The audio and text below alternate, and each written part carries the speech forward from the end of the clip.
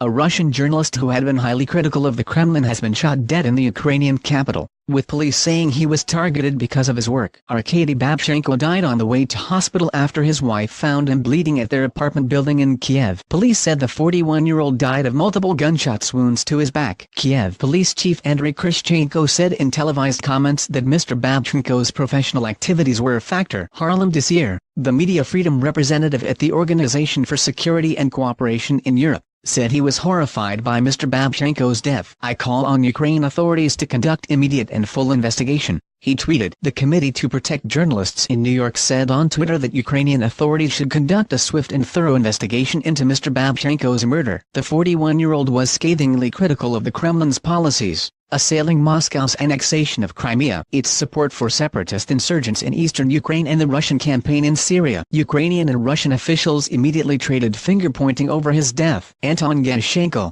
a Ukrainian MP who serves as an advisor to the Interior Minister, said on Facebook that investigators would be looking at Russian spy agencies' efforts to get rid of those who are trying to tell the truth about what is going on in Russia and Ukraine. Mr Krishchenko said Mr Babchenko's killer was waiting for him on the staircase inside the journalist's building and shot him in the back as he was going out to buy bread. In Moscow, officials and the MPs criticized Ukrainian authorities for their alleged failure to protect journalists. Ukraine is becoming the most dangerous country for reporters, Yevgeny Revenko said in remarks carried by the state RIA Novosti news agency. The Ukrainian government can't guarantee basic freedoms. Another renowned journalist, Pavel Sheremet, a native of Belarus who had worked for Russian media outlets in the past, was killed in a car bombing in central Kiev in July 2016. In March 2017, renegade Russian MP Denis Voronkov was shot and killed at the entrance of an upscale hotel in Kiev. The case has remained unsolved. Ukrainian prosecutors alleged that Mr Voronkov, who had towed the Kremlin line while serving as a Russian MP but turned into a Kremlin critic after his 2016 move to Ukraine. Mr Babchenko served in the Russian army and fought during the first separatist war in Chechnya during the 1990s. Was killed on orders from a Russian crime lord. He later became a journalist and worked as a military correspondent for several Russian media outlets. He also published several books based on his wartime experiences.